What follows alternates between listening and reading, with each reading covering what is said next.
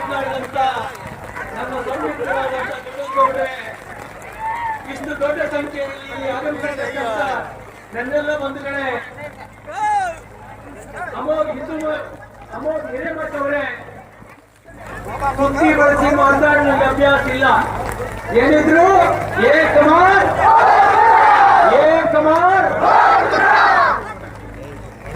Police ಅವರಿಗೆ ಹೇಳಕ್ ಬಯಸ್ತೇನೆ, ನಾವು ಯಾರು ಕೇಸಿಗೆ ಹೆದರೋರಲ್ಲ,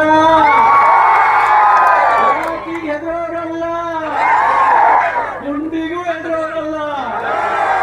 ಒಂದು ಮಾತು ಲೆಕ್ಕ ಇಟ್ಕೊಳ್ಳಿ, ಕಾಲ ಹೀಗೆಯೇ ಇನ್ನು ಹೆಚ್ಚು ಅಂದ್ರೆ ಮುಲ್ಲಾಗಳನ್ನು ಬೆಂಬಲಿಸುವ ಸರ್ಕಾರ 2 ವರ್ಷ ಇದ್ದಿದ್ದು, ಆಮೇಲೆ ಬರೋದು ಕೇಸರಿ ಸರ್ಕಾರ ಬರುತ್ತೆ. ಆಗ ಲೆಕ್ಕ ಚುಕ್ತ ಮಾಡಬೇಕಾಗುತ್ತೆ, ನಮ್ ಕಾರ್ಯಕರ್ತರಿಗೆ ಹೇಳ್ತೇನೆ, 100 ಕೇಸ್ ಹಾಕ್ಲಿ, ಹೆದರ್ತೀರಾ? ನಿಮ್ ಜೊತೆಗೆ ನಾವಿದಾವೆ. ನಾಳೆ ಕ್ಯಾಬಿನೆಟ್ ಅಲ್ಲಿ ಕುಂತು ನಿಮ್ ಕೇಸ್ ವಾಪಸ್ ತೆಗೆಸ್ತೇವೆ. ಅಷ್ಟು ಮಾತ್ರ ಅಲ್ಲ, ನಿಮ್ ಮೇಲೆ ಸುಳ್ಳು ಕೇಸ್ ಹಾಕಿದವನಿಗೆ ನೀರು ನೆರಳಿಲ್ಲದ ಜಾಗದ ಕಡೆಗೆ ಹೋಗಬೇಕಾಗುತ್ತೇನೋ ಎಚ್ಚರಿಕೆ ಕಳಿಸ್ತಾರೆ. ಇಲ್ಲೊಬ್ಬ ಅಜ್ಞಾನಿ ಇದ್ದಾನೆ,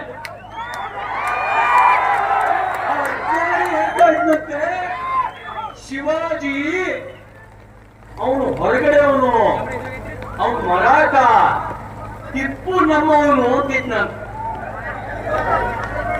ನಾನು ಕೇಳಕ್ ಬಯಸ್ತೇನೆ, ಟಿಪ್ಪು ಸುಲ್ತಾನ್ ಅಪ್ಪ ಎಲ್ಲಿಂದ ಬಂದ ಗೊತ್ತಾ ನಿನ್ಗೆ? ಟಿಪ್ಪು ಸುಲ್ತಾನ್ ಅಪ್ಪ ಪರ್ಷಿಯನ್ ದೇಶದಿಂದ ಬಂದ, ಇವತ್ತಿನ ಇರಾನ್ ನಿಂದ ಬಂದ. ನಿನಗೂ ಅವನಿಗೂ ಏನಪ್ಪ ಸಂಬಂಧ? ಯಾಕೆ ನಿಮ್ಮ ಅಪ್ಪ ಕೆಟ್ಟ ಹೆಸರು ತರ್ತೀಯ? ನಿಮ್ಮ ಅವ್ವ ಕೆಟ್ಟ ಹೆಸರು ತರ್ತೀಯ? ನಿಮ್ಮ ಅವ್ವಗೆ ನಿಮ್ಮ ಅಪ್ಪಗೆ ಕೆಟ್ಟ ಹೆಸರು ತರಬೇಡ ಕೇಳಪ್ಪ. ಕನ್ನಡದ ಆಡಳಿತ ಭಾಷೆ ಬದಲಿಗೆ ಪರ್ಷಿಯನ್ ಆಡಳಿತ ಭಾಷೆಯನ್ನು ಹೇರಿ ಕನ್ನಡದ ಕೊಲೆ ಮಾಡಲಿಕ್ಕೆ ಹೊರಟಂತ ಟಿಪ್ಪು ನಿಮ್ಮವನಾಗ್ತಾನೆ ಅಂತಂದ್ರೆ ನೀನ್ ಕನ್ನಡ ದ್ರೋಹಿ ಇದೆಯಾ? ನಮ್ಮ ಶಿವಾಜಿ ಯಾರು ಅಂತ ಗೊತ್ತಾ ನಿಮಗೆ? ಒಬ್ಬ ಲಾವಣಿಕಾರ ಹೇಳ್ತಾನೆ, ಕಾಶಿ ಕಡಾ ಜಾತಿ ಮಂದಿರ ಮಸ್ಜಿದ್ ಹೋಗಿ ಶಿವಾಜಿ ನ ಹೋಗಿ ಸುನ್ನತ್ ಹೋಗಿ ಸಕ್ಕಿ. ಇದು ಒಂದು ಶಬ್ದ, ಒಂದು ಲಾವಣಿ ಸಾಕು ನನ್ನ ಶಿವಾಜಿ ಯಾರು ಅಂತ ಹೇಳೋದಕ್ಕೆ.